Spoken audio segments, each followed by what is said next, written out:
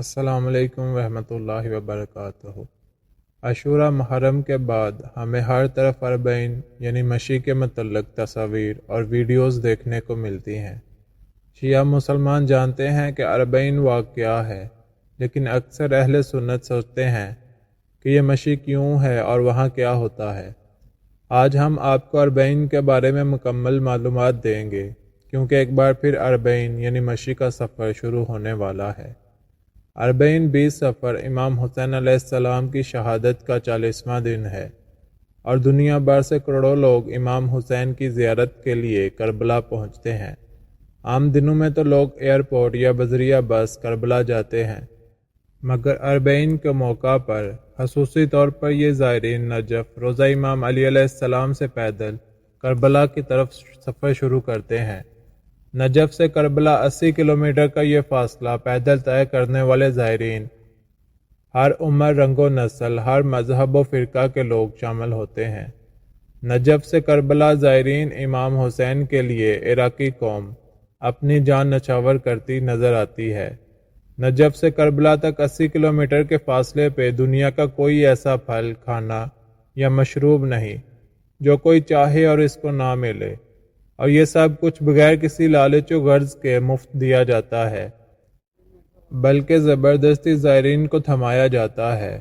چھوٹے بچوں سے لے کر ضعیف مرد و عورت زائرین کی خدمت کے لیے سخت دھوپ میں کھڑے ہو کر اپنی طرف بلا رہے ہوتے ہیں۔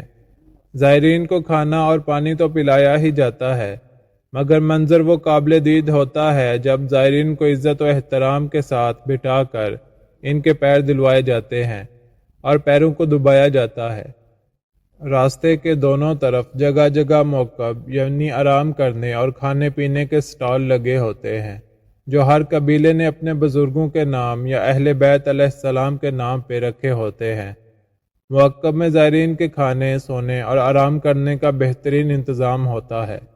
عراقی لوگ اپنے گھر کا نیا فرنیچر، گدے تک نکال کر موقب میں لا کر رکھ دیتے ہیں۔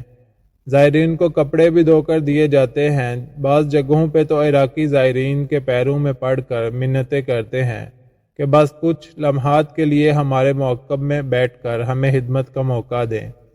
چہلم میں امام حسین علیہ السلام کے بعد جب عراقی اپنے موقب ختم کرتے ہیں اور سامان سمیٹنے لگتے ہیں تو ایک دوسرے سے گلے لگ کر روتے ہیں اور زائرین سے معافیاں مانگتے ہیں کہ اگر ہماری خدمت میں کوئی کمی رہ گئی ہو تو ہمیں معاف کر دینا۔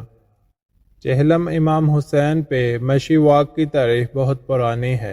امام حسین علیہ السلام کے سب سے پہلے زائر جلیل القدر صحابی حضرت جابر بن عبداللہ انصاری تھے۔ مختلف ادوار میں یہ مشی کسی نہ کسی طرح ہوتی ہی رہی۔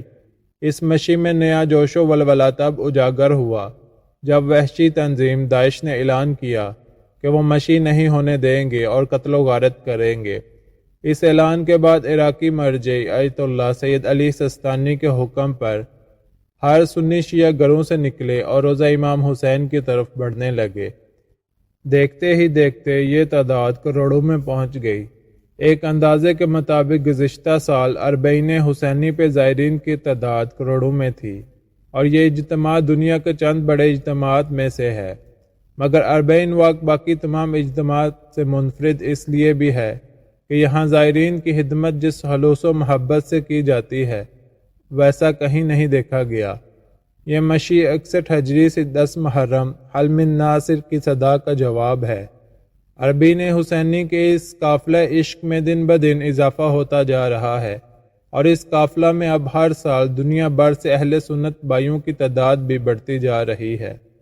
اربعین در حقیقت پاکیزہ اور آزاد انسانوں کا اجتماع ہے کہ جس میں ایک آزاد انسان دنیا میں موجود ظلم کے نظام کے خلاف حسینی پرچم کے سائے میں قدم بڑھا کر اپنی مخالفت کا اعلان کرتا ہے۔